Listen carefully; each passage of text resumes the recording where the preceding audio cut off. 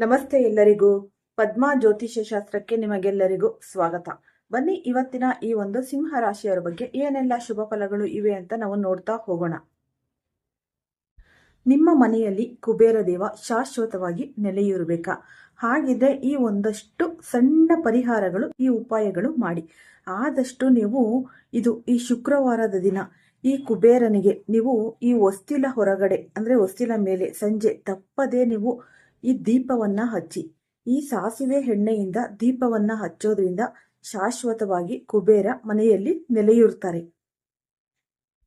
ಆದಷ್ಟು ನಿಮ್ಮ ಮನೆಯ ತಿಜೋರಿ ಅಂತ ಏನಿರುತ್ತೆ, ಈ ದುಡ್ಡಿಡೋ ಜಾಗ ಮತ್ತೆ ಈ ಒಡವೆಗಳು ಇಡೋ ಜಾಗ, ಆದಷ್ಟು ಇದು ದಕ್ಷಿಣ ದಿಕ್ಕಿಗೆ ಇಡಿ. ತುಂಬಾನೇ ಅಭಿವೃದ್ಧಿ ಹೊಂದುತ್ತೆ. ಈ ಕುಬೇರ ದೇವನಿಗೆ ಈ ಕಂಜೂಸಿತನ ಅನ್ನೋದು ಇಷ್ಟ ಆಗಲ್ಲ. ದಾನ ಧರ್ಮ ಮಾಡಿ ತುಂಬಾನೇ ನಿಮ್ಮನೆಯಲ್ಲಿ 2 ಪಟ್ಟು. ನನ್ನ ಆತ್ಮೀಯ ಸಿಂಹರಾಶಿಯವರೇ, 2026ರ ಈ 3 ತಿಂಗಳ ಅಕ್ಟೋಬರ್, ನವೆಂಬರ್, ಡಿಸೆಂಬರ್ ಅತ್ಯಂತ ರೋಚಕ ತಿರುವುಗಳು ನೋಡೋಣ. ಬದುಕಿನಲ್ಲಿ ನಿಮ್ಮನ್ನು ಚಿಕ್ಕವರೆಂದು ಭಾವಿಸಿ ನಿಮ್ಮ ಯೋಗ್ಯತೆಯನ್ನು ಕೀಳಾಗಿ ಕಂಡವರಿಗೆ ಎಂದಿಗೂ ವಿವರಣೆ ನೀಡಲು ಹೋಗಬೇಡಿ. ಕಾಲ ಬಂದಾಗ ನಿಮ್ಮ ಶತ್ರುವೇ ನಿಮ್ಮ ಬಲವಾದ ಗುರುತಾಗಿ ಮೂಡಿಬರುತ್ತೆ. ನಕ್ಷತ್ರ ಮಂಡಲದ ಪ್ರಭಾವಶಾಲಿ ರಾಶಿಯಾದ ಸಿಂಹ ರಾಶಿಯ ಜಾತಕದವರಿಗೆ 2026ರ ಕೊನೆಯ 3 ತಿಂಗಳುಗಳು ಅಂದರೆ ಅಕ್ಟೋಬರ್, ನವೆಂಬರ್ ಮತ್ತು ಡಿಸೆಂಬರ್ ಅತ್ಯಂತ ಮಹತ್ವದ ಹಾಗೂ ರೋಮಾಂಚನಕಾರಿ ಬದಲಾವಣೆಗಳನ್ನು ಹೊತ್ತು ತರುತ್ತಿದೆ. ಬ್ರಹ್ಮಾಂಡದ ಗ್ರಹಗಳ ನಿರಂತರ ಪರಿಭ್ರಮಣೆ ಹಾಗೂ ಅವುಗಳ ನಕ್ಷತ್ರ ಸಂಚಾರವು ಮಾನವ ಜೀವನದ ಪ್ರತಿಯೊಂದು ರಂಗದಲ್ಲೂ ಅದ್ಭುತ ಕಂಪನಗಳನ್ನು ಸೃಷ್ಟಿಸುತ್ತೆ. ಸಿಂಹ ರಾಶಿಯ ಆಡಳಿತ ಗ್ರಹವಾದ ಸೂರ್ಯದೇವನು ರಾಜಯೋಗದ ಸಂಕೇತ.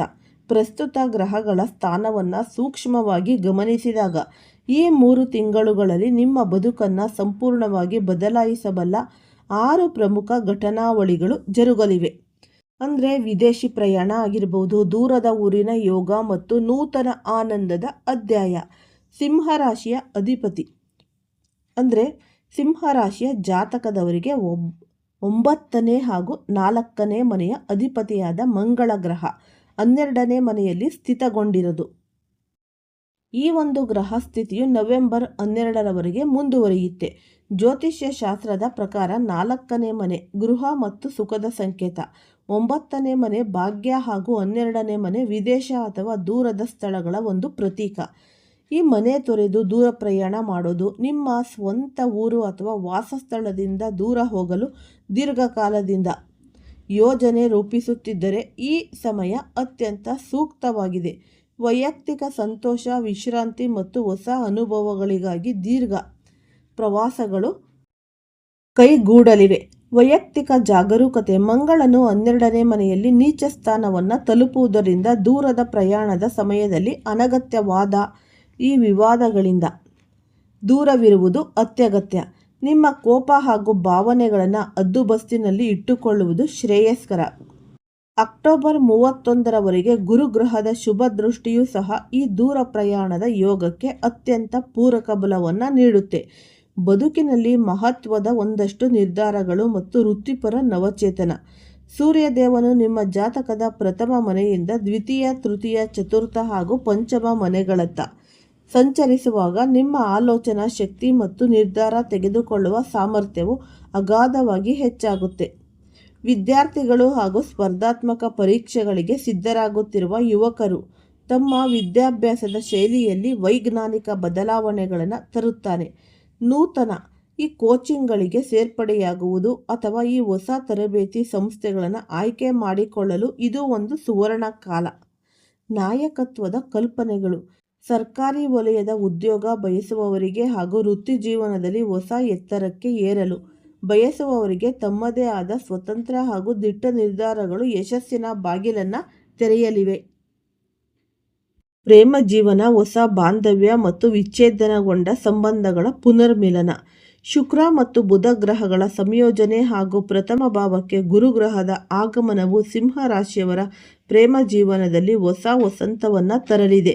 ಅಕ್ಟೋಬರ್ ಅಂತ್ಯದಿಂದ ಡಿಸೆಂಬರ್ ಅವಧಿಯಲ್ಲಿ ಪ್ರೇಮ ಬಾಂಧವ್ಯಗಳು ಅತ್ಯಂತ ಕೌತುಕಮಯ ತಿರುವುಗಳನ್ನು ಪಡೆದುಕೊಳ್ಳುತ್ತೆ. ಈ ಆನ್ಲೈನ್ ಸ್ನೇಹ ಮತ್ತು ಡಿಜಿಟಲ್ ಸಂಪರ್ಕ ನವೆಂಬರ್ 6ರವರೆಗಿನ ಅವಧಿಯಲ್ಲಿ ಸಾಮಾಜಿಕ ಜಾಲತಾಣಗಳು ಹಾಗೂ ಆನ್ಲೈನ್ ಮಾಧ್ಯಮಗಳ ಮೂಲಕ ಹೊಸ ಪರಿಚಯಗಳು ಹಾಗೂ ನಿಕಟ ಬಾಂಧವ್ಯಗಳು ಚಿಗುರಲಿವೆ. ಈ ಆನ್ಲೈನ್ ಶಾಪಿಂಗ್, ಗೇಮಿಂಗ್ ಅಥವಾ ಡಿಜಿಟಲ್ ವೇದಿಕೆಗಳಲ್ಲಿ ನಿಮ್ಮ ಸಕ್ರಿಯತೆ ಹೆಚ್ಚಾಗುತ್ತೆ. ಹಳೆಯ ಸಂಬಂಧಗಳ ಪುನರ್ಮಿಲನ. 5ನೇ ಮನೆಯ ಅಧಿಪತಿಯಾದ ಬೃಹಸ್ಪತಿ ಅಕ್ಟೋಬರ್ 31ರ ನಂತರ ನಿಮ್ಮ ಲಗ್ನ ಭಾವವನ್ನು ಪ್ರವೇಶಿಸುವುದರಿಂದ ಗತಕಾಲದಲ್ಲಿ ಮನಸ್ತಾಪಗಳಿಂದ ದೂರವಾಗಿದ್ದ ಪ್ರಿಯತಮ ಅಥವಾ ಪ್ರಿಯತಮೆ ಮತ್ತೆ ನಿಮ್ಮ ಜೀವನಕ್ಕೆ ಮರಳಲಿದ್ದಾರೆ. ಸ್ವತಃ ಅವರೇ ನಿಮ್ಮನ್ನು ಸಂಪರ್ಕಿಸಿ ತಮ್ಮ ತಪ್ಪುಗಳನ್ನು ತಿದ್ದುಕೊಳ್ಳಲು ಬಯಸುತ್ತಾರೆ. ಏಕಾಂಗಿಗಳಿಗೆ ನವ ಸಂಗಾತಿ. ಪ್ರಸ್ತುತ ಸಿಂಗಲ್ ಆಗಿರುವ ಜಾತಕದವರಿಗೆ ನವೆಂಬರ್ ಮತ್ತು ಡಿಸೆಂಬರ್ ತಿಂಗಳುಗಳಲ್ಲಿ ಅತ್ಯಂತ ಆಕರ್ಷಕ ವ್ಯಕ್ತಿಯ ಪರಿಚಯವಾಗಿ ಅದು ಗಾಢ ಪ್ರೇಮವಾಗಿ ಬದಲಾಗುವ 100% ಯೋಗವಿದೆ. ಈ ವೃತ್ತಿಪರ ಭಾಗ್ಯೋದಯ ಮತ್ತು ಬೃಹತ್ ಹೂಡಿಕೆಗಳ ಸುವರ್ಣಾವಕಾಶ. 10ನೇ ಮನೆಯ ಅಧಿಪತಿಯಾದ ಶುಕ್ರ ಮತ್ತು ಭಾಗ್ಯಾಧಿಪತಿಯಾದ ಮಂಗಳನ ಶುಭಗ್ರಹ ಸಂಚಾರವು ನವೆಂಬರ್ 12ರ ನಂತರ ನಿಮ್ಮ ರಾಶಿಗೆ ಅಪ್ರತಿಮ ಯಶಸ್ಸನ್ನು ತಂದುಕೊಡುತ್ತೆ. ಮಂಗಳನ ಪ್ರಥಮ ಭಾವದ ಒಂದು ಪ್ರವೇಶ. ನವೆಂಬರ್ 12ರ ನಂತರ ಮಂಗಳನು ನಿಮ್ಮ ಲಗ್ನ ಸ್ಥಾನವನ್ನು ತಲುಪಿದಾಗ ನಿಮ್ಮಲ್ಲಿ ಅದ್ಭುತವಾದ ಆತ್ಮವಿಶ್ವಾಸ ಮತ್ತು ಧೈರ್ಯ ಮೂಡುತ್ತೆ. ಈ ರಿಯಲ್ ಎಸ್ಟೇಟ್, ಆಸ್ತಿ ಖರೀದಿ ಮಾರಾಟ, ಚಿನ್ನದ ಹೂಡಿಕೆ ಹಾಗೂ ಷೇರು ಮಾರುಕಟ್ಟೆ ಅಂದರೆ ಟ್ರೇಡಿಂಗ್ ಕ್ಷೇತ್ರದಲ್ಲಿ ತೊಡಗಿಸಿಕೊಂಡವರಿಗೆ ಈ ಒಂದು ಸಮಯ ಅತ್ಯಂತ ಲಾಭದಾಯಕ. ವ್ಯಾಪಾರದ ಒಪ್ಪಂದಗಳು, ಹೊಸ ಉದ್ಯಮ ಆರಂಭಿಸಲು ಅಥವಾ ಬೃಹತ್ ಆಸ್ತಿ ವ್ಯವಹಾರಗಳ ಈ ಒಂದು ಚೌಕಾಶಿ ಪೂರ್ಣಗೊಳಿಸಲು ನವೆಂಬರ್ ಮಧ್ಯಭಾಗದಿಂದ ಡಿಸೆಂಬರ್ ಕೊನೆಯವರೆಗಿನ ದಿನಗಳು ಅತ್ಯಂತ ಶ್ರೇಷ್ಠವಾಗಿವೆ. ಈ ನೂತನ ಉದ್ಯೋಗದ ಯೋಗ ಮತ್ತು ವೃತ್ತಿಪರ ಕಾರ್ಯಕ್ಷಮತೆ. 3ನೇ ಮನೆಯಲ್ಲಿ ಬುಧ ಶುಕ್ರರ ಸಂಯೋಜನೆ ಮತ್ತು ಪ್ರಥಮ ಭಾವಕ್ಕೆ ಮಂಗಳ ಹಾಗೂ ಗುರುಗಳ ಪ್ರವೇಶವು ನಿಮ್ಮ ದೈನಂದಿನ ಕೆಲಸದ ಶೈಲಿಯನ್ನು ಸಂಪೂರ್ಣವಾಗಿ ಬದಲಾಯಿಸುತ್ತೆ.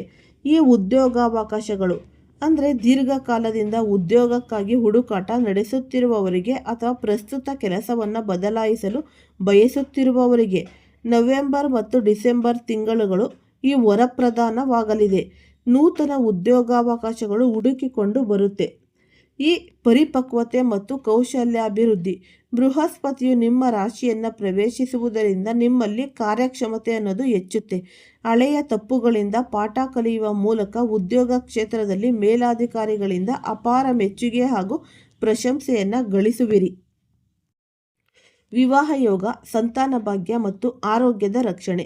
ಬೃಹಸ್ಪತಿಯ ದೃಷ್ಟಿಯು ಸಪ್ತಮ ವಿವಾಹ ಅಥವಾ ನವಮ ಭಾಗ್ಯ ಅಂದರೆ ಭಾವಗಳ ಮೇಲೆ ಬೀಳುವುದರಿಂದ ಕುಟುಂಬದಲ್ಲಿ ಮಾಂಗಲ್ಯ ಕಾರ್ಯಗಳ ಸಂಭ್ರಮ ಮನೆ ಮಾಡಲಿದೆ. ಮದುವೆ ಹಾಗೂ ಸಂತಾನದ ಒಂದು ಭಾಗ್ಯ. ಈ ಒಂದು ಅನ್ಮ್ಯಾರಿಡ್ ಆಗಿರುವ ಸಿಂಹ ರಾಶಿಯವರಿಗೆ ಈ 3 ತಿಂಗಳಲ್ಲಿ ವಿವಾಹ ನಿಶ್ಚಯವಾಗುತ್ತೆ. ನವ ದಂಪತಿಗಳಿಗೆ ಸಂತಾನ ಪ್ರಾಪ್ತಿಯ ಶುಭ ಸುದ್ದಿ ಸಿಗುವ ಯೋಗವಿದೆ. ತಂದೆಯೊಂದಿಗಿನ ಬಾಂಧವ್ಯ ಗಟ್ಟಿಗೊಳ್ಳಲಿದ್ದು ಮನೆಯಲ್ಲಿ ಧಾರ್ಮಿಕ ಕಾರ್ಯಕ್ರಮಗಳು ಜರುಗುತ್ತೆ.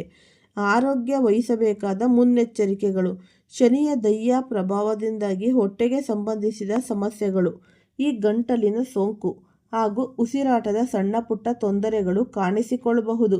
ಈ ಸಕ್ಕರೆ ಬಳಕೆಯನ್ನು ನಿಯಂತ್ರಿಸುವುದು ಮತ್ತು ಸೂಕ್ತ ಆಹಾರದ ಪದ್ಧತಿ ಪಾಲಿಸುವುದು ಕಡ್ಡಾಯ. ದೈನಂದಿನ ಸರಳ ಮತ್ತು ಶಕ್ತಿಶಾಲಿ ಒಂದಷ್ಟು ಪರಿಹಾರಗಳು ನೋಡೋಣ. ಪ್ರತಿದಿನ ಬೆಳಗ್ಗೆ ಸೂರ್ಯ ದೇವನಿಗೆ ಅರ್ಘ್ಯವನ್ನು ನೀಡಿ ಓಂ ಗೃಣಿ ಸೂರ್ಯಾಯ ನಮಃ ಮಂತ್ರವನ್ನು ಜಪಿಸಿ. ಪ್ರತಿದಿನ ನಿಯಮಿತವಾಗಿ ಹನುಮಾನ್ ಚಾಲೀಸವನ್ನು ಪಠಿಸಿ. ಪ್ರತಿ ಬುಧವಾರ ಗೋಮಾತೆಗೆ ಹಸಿರು ಹುಲ್ಲು ಅಥವಾ ಆಹಾರವನ್ನು ನೀಡಿ ಸೇವೆ ಮಾಡಿ. ಓಂ ನಮಃ ಶಿವಾಯ ಮಂತ್ರ ಜಪದ ಮೂಲಕ ಮಹಾದೇವನ ಕೃಪೆಗೆ ನೀವು ಪಾತ್ರರಾಗಿ. ಶನಿಯ ದೈಯ ಪ್ರಭಾವ ಮತ್ತು ದೋಷ ನಿವಾರಣೆಯ ಜ್ಯೋತಿಷ್ಯ ಹಿನ್ನೆಲೆ. ಸಿಂಹ ರಾಶಿಯವರ ಜಾತಕವನ್ನು ಆಳವಾಗಿ ವಿಶ್ಲೇಷಿಸಿದಾಗ ಶನಿ ಗ್ರಹವು 8ನೇ ಮನೆಯಲ್ಲಿ ಅಷ್ಟಮ ಭಾವ. ಇದನ್ನು ಜ್ಯೋತಿಷ್ಯ ಶಾಸ್ತ್ರದಲ್ಲಿ ಶನಿಯ ದೈಯ ಎಂದು ಕರೆಯಲಾಗುತ್ತೆ. ಅಷ್ಟಮ ಮನೆಯಲ್ಲಿರುವ ಶನಿಯು ಮನುಷ್ಯನ ಜೀವನದಲ್ಲಿ ಹಠಾತ್ ಪರೀಕ್ಷೆಗಳು, ಆರೋಗ್ಯ ವ್ಯತ್ಯಾಸಗಳು ಹಾಗೂ ಮಾನಸಿಕ ಸವಾಲುಗಳನ್ನು ಉಂಟು ಮಾಡುತ್ತೆ. ಶನಿಯ ದೈಯದ ನಿಜವಾದ ಒಂದು ಕಲ್ಪನೆ. ಶನಿಯು ದೈಯ ಅವಧಿಯಲ್ಲಿ ಯಾರನ್ನ ಸುಮ್ಮನೆ ಶಿಕ್ಷಿಸುವುದಿಲ್ಲ, ಬದಲಾಗಿ ವ್ಯಕ್ತಿಯಲ್ಲಿರುವ ದುರಹಂಕಾರ, ನಿರ್ಲಕ್ಷ್ಯ ಹಾಗೂ ಕೆಟ್ಟ ಅಭ್ಯಾಸಗಳನ್ನು ತಿದ್ದುಕೊಳ್ಳಲು ಅವಕಾಶ ನೀಡೋದು. ಸಿಂಹ ರಾಶಿಯವರ 2026ನೇ ಕೊನೆಯ 3 ತಿಂಗಳಲ್ಲಿ ಈ ದೈಯದ ನಕಾರಾತ್ಮಕ ಪ್ರಭಾವವನ್ನು ಹದ್ದುಬಸ್ತಿನಲ್ಲಿಡಲು ನಿರಂತರ ಶ್ರಮ ಮತ್ತು ಶಿಸ್ತು ಅಗತ್ಯ. ಶರೀರ ಮತ್ತು ಮನಸ್ಸಿನ ಮೇಲಿನ ಒಂದು ಪ್ರಭಾವ. ಶನಿಯ ಪ್ರಭಾವದಿಂದ ಜೀರ್ಣಕ್ರಿಯೆಯಲ್ಲಿ ಏರುಪೇರು, ಮಲಬದ್ಧತೆ, ಹೊಟ್ಟೆ ಉರಿ ಹಾಗೂ ಅತಿಯಾದ ಆಲೋಚನೆಗಳಿಂದ ನಿದ್ರಾಹೀನತೆ ಉಂಟಾಗಬಹುದು. ಶನಿಯ ಶೀತಲ ಹಾಗೂ ಧೂಳಿನ ಗ್ರಹವಾಗಿರುವುದರಿಂದ ಶ್ವಾಸಕೋಶದ ಸಂವೇದನೆ ಮತ್ತು ಗಂಟಲಿನಲ್ಲಿ ಸೋಂಕು ಉಂಟಾಗುವ ಸಾಧ್ಯತೆಗಳು ಇವೆ. ಗ್ರಹಗಳ ಗೋಚಾರ ಫಲ ಮತ್ತು ಯಶಸ್ಸಿಗಾಗಿ ದಿನನಿತ್ಯದ ನಡವಳಿಕೆಯ ಒಂದಷ್ಟು ತಂತ್ರಗಳು. ಅಕ್ಟೋಬರ್, ನವೆಂಬರ್ ಮತ್ತು ಡಿಸೆಂಬರ್ ತಿಂಗಳುಗಳಲ್ಲಿ ಗ್ರಹಗಳ ಚಲನೆಯು ಸಕಾರಾತ್ಮಕವಾಗಿದ್ದರೂ ಪ್ರತಿಯೊಂದು ನಕ್ಷತ್ರ ಹಾಗೂ ರಾಶಿಚಕ್ರದ ವ್ಯಕ್ತಿಗಳು ತಮ್ಮ ದಿನನಿತ್ಯದ ವರ್ತನೆಯಲ್ಲಿ ಕೆಲವು ಪ್ರಮುಖ ರಾಜತಾಂತ್ರಿಕ ತಂತ್ರಗಳನ್ನು ಅಳವಡಿಸಿಕೊಳ್ಳುವುದು ಅತ್ಯಗತ್ಯ. ಮಾತಿನ ಮೇಲೆ ನಿಯಂತ್ರಣ ಮತ್ತು ಗೌಪ್ಯತೆ. ನಿಮ್ಮ ವೃತ್ತಿಜೀವನ ಮತ್ತು ಆಸ್ತಿ ಖರೀದಿ ಸಂಬಂಧಿತ ನೂತನ ಯೋಜನೆಗಳನ್ನು ಪೂರ್ಣಗೊಳ್ಳುವ ಮುನ್ನ ಯಾರೊಂದಿಗೂ ಹಂಚಿಕೊಳ್ಳಬೇಡಿ. 3ನೇ ಮನೆಯಲ್ಲಿರುವ ಬುಧ ಮತ್ತು ಈ ರಾಹುವಿನ ಪ್ರಭಾವವು ನಿಕಟ ವ್ಯಕ್ತಿಗಳಿಂದಲೇ ಮಾಹಿತಿ ಸೋರಿಕೆಯಾಗುವಂತೆ ಮಾಡುವ ಅಪಾಯ ಕೂಡ ಇದೆ. ಆರ್ಥಿಕ ಶಿಸ್ತು ಮತ್ತು ಅನಗತ್ಯ ವೆಚ್ಚಗಳ ತಡೆ. 12ನೇ ಮನೆಯಲ್ಲಿ ಮಂಗಳನು ಇರುವುದರಿಂದ ಆನ್ಲೈನ್ ಶಾಪಿಂಗ್, ದುಬಾರಿ ಪ್ರಯಾಣ ಹಾಗೂ ಅನಗತ್ಯ ವಸ್ತುಗಳ ಮೇಲಿನ ಅತಿಯಾದ ಖರ್ಚು ಹೆಚ್ಚಾಗಬಹುದು. ಪ್ರತಿಯೊಂದು ರೂಪಾಯಿಯ ಹೂಡಿಕೆಯನ್ನು ಯೋಚಿಸಿ ಮಾಡುವುದು ಉತ್ತಮ. ಸಿಂಹರಾಶಿಯ ಜಾತಕದವರಿಗೆ ಅಂತಿಮ ಮಾರ್ಗದರ್ಶನ ಮತ್ತು ಆಶೀರ್ವಾದದ ಒಂದು ಸಂಕಲ್ಪ. 2026ರ ಕೊನೆಯ ತ್ರೈಮಾಸಿಕ ಅವಧಿಯು ಸಿಂಹರಾಶಿಯವರ ಪಾಲಿಗೆ ಅತ್ಯಂತ ಪ್ರಭಾವಶಾಲಿ ಯೋಗಗಳನ್ನು ತರುತ್ತೆ. ನಿಮ್ಮ ನಾಯಕತ್ವದ ಗುಣಗಳು, ಪ್ರಾಮಾಣಿಕತೆ ಮತ್ತು ನಿರಂತರ ಶ್ರಮವೇ ನಿಮಗೆ ಜಯವನ್ನು ತಂದುಕೊಡಲಿದೆ. ಈ ಗ್ರಹಗಳ ಬದಲಾವಣೆಯ ಈ ಶುಭ ವೇಳೆಯಲ್ಲಿ ದೈವಿಕ ಪರಿಹಾರಗಳನ್ನು ಶ್ರದ್ಧೆಯಿಂದ ಪಾಲಿಸಿ ಯಶಸ್ಸಿನ ಶಿಖರವನ್ನು ಏರಿ. ಸಿಂಹರಾಶಿಯ ಲಗ್ನ ಮತ್ತು ಚಂದ್ರರಾಶಿ ಆಧಾರಿತ ಜ್ಯೋತಿಷ್ಯದ ಸೂಕ್ಷ್ಮತೆಗಳು. ಈ ಜ್ಯೋತಿಷ್ಯ ವಿಶ್ಲೇಷಣೆಯನ್ನು ಶ್ರವಣ ಮಾಡುವಾಗ ಪ್ರತಿಯೊಬ್ಬ ಜಾತಕನು ತಿಳಿದುಕೊಳ್ಳಬೇಕಾದ ಅತ್ಯಂತ ಪ್ರಮುಖ ಅಂಶವೆಂದರೆ ಈ ಗೋಚಾರ ಫಲಗಳು ಯಾವ ರಾಶಿಗೆ ಅನ್ವಯಿಸುತ್ತೆ ಎಂಬುದು. ಈ ಒಂದು 2026ರ ಕೊನೆಯ 3 ತಿಂಗಳು ಬೃಹತ್ ಭವಿಷ್ಯವು ನಿಮ್ಮ ಜನ್ಮ ರಾಶಿ, ಚಂದ್ರರಾಶಿ ಹಾಗೂ ಲಗ್ನ ರಾಶಿ ಎರಡಕ್ಕೂ ಸಮಾನವಾಗಿ ಅನ್ವಯಿಸುತ್ತೆ. ಈ ಲಗ್ನ ರಾಶಿಯ ಪ್ರಭಾವ ನೋಡೋಣ. ನಿಮ್ಮ ಲಗ್ನವು ಸಿಂಹವಾಗಿದ್ದು 4ನೇ ಮತ್ತು 9ನೇ ಮನೆಯ ಅಧಿಪತಿಯಾದ ಮಂಗಳನು 12ನೇ ಮನೆಯಲ್ಲಿದ್ದರೆ ಸ್ವಂತ ಮನೆ ಅಥವಾ ಹುಟ್ಟಿದ ಊರನ್ನು ತೊರೆದು ವಿದೇಶಕ್ಕೆ ಅಥವಾ ದೂರದ ನಗರಗಳಿಗೆ ತೆರಳುವ ಯೋಗವು 100ಕ್ಕೆ 100 ಪಟ್ಟು ಖಚಿತ.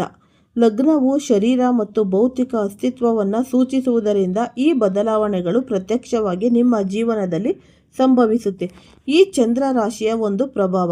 ನಿಮ್ಮ ಚಂದ್ರ ರಾಶಿಯು ಸಿಂಹವಾಗಿದ್ದರೆ ಬೃಹಸ್ಪತಿಯು 1ನೇ ಮನೆಗೆ ಪ್ರವೇಶಿಸುವುದರಿಂದ ನಿಮ್ಮ ಮಾನಸಿಕ ಒತ್ತಡಗಳು, ಗೊಂದಲಗಳು ಹಾಗೂ ಭಯಗಳು ಸಂಪೂರ್ಣವಾಗಿ ನಿವಾರಣೆಯಾಗಲಿದೆ. ಮನಸ್ಸಿನಲ್ಲಿ ಧನಾತ್ಮಕ ಶಕ್ತಿ ಹಾಗೂ ಸಮಾಧಾನ ಮೂಡುತ್ತೆ. ಈ ಸೂರ್ಯ ಮತ್ತು ಗ್ರಹಗಳ ಪರಿಕ್ರಮಣದಿಂದ ದೈನಂದಿನ ಜೀವನದಲ್ಲಾಗುವ ಸಕಾರಾತ್ಮಕ ಬದಲಾವಣೆಗಳು.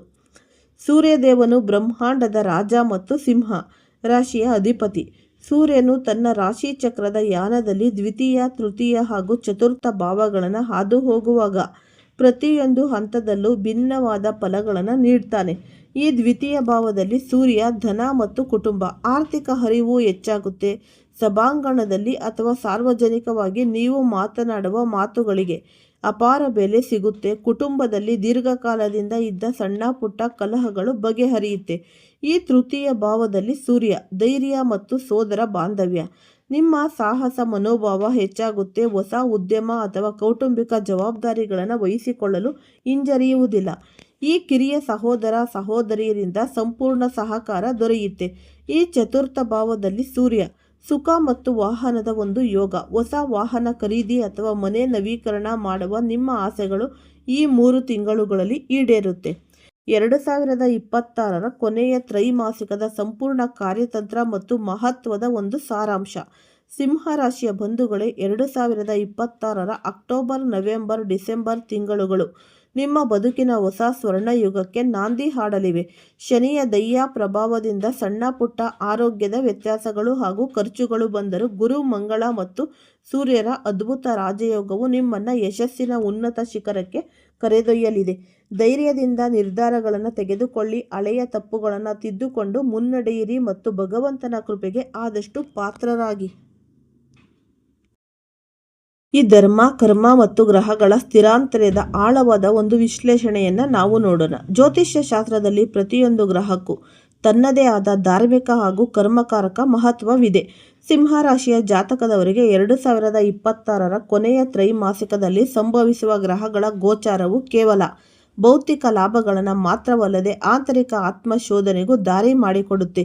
ಕೇತು ಗ್ರಹದ ಪ್ರಥಮ ಭಾವದ ಒಂದು ಪ್ರಭಾವ. ಸಿಂಹ ರಾಶಿಯ ಮೊದಲನೇ ಮನೆಯಲ್ಲಿ ಕೇತು ಇರುವುದರಿಂದ ಪ್ರಾರಂಭದಲ್ಲಿ ನಿಮಗೆ ವೈರಾಗ್ಯ, ಗೊಂದಲ ಅಥವಾ ಕಾರ್ಯಗಳಲ್ಲಿ ನಿರಾಸಕ್ತಿ ಮೂಡಬಹುದು. ಆದರೆ ಕೇತು ಎಂದರೆ ಮುಕ್ತಿ ಮತ್ತು ಆಧ್ಯಾತ್ಮಿಕ ಜ್ಞಾನದ ಒಂದು ಸಂಕೇತ. ಈ ನವೆಂಬರ್ ನಂತರ ಗುರುವಿನ ಶುಭ ದೃಷ್ಟಿಯು ಕೇತುವಿನ ಮೇಲೆ ಬೀಳೋದ್ರಿಂದ ನಿಮ್ಮ ಆಲೋಚನೆಗಳು ಪರಿಶುದ್ಧಗೊಂಡು ಸರಿಯಾದ ಮಾರ್ಗದಲ್ಲಿ ಸಾಗುತ್ತೆ. ರಾಹುವಿನ ಅಷ್ಟಮ ಭಾವದ ಸವಾಲುಗಳು. 8ನೇ ಮನೆಯಲ್ಲಿರುವ ರಾಹುವು ಕಣ್ಣಿಗೆ ಕಾಣಿಸದ ಸಣ್ಣ ಪುಟ್ಟ ಆತಂಕಗಳನ್ನು ಉಂಟು ಮಾಡಬಹುದು.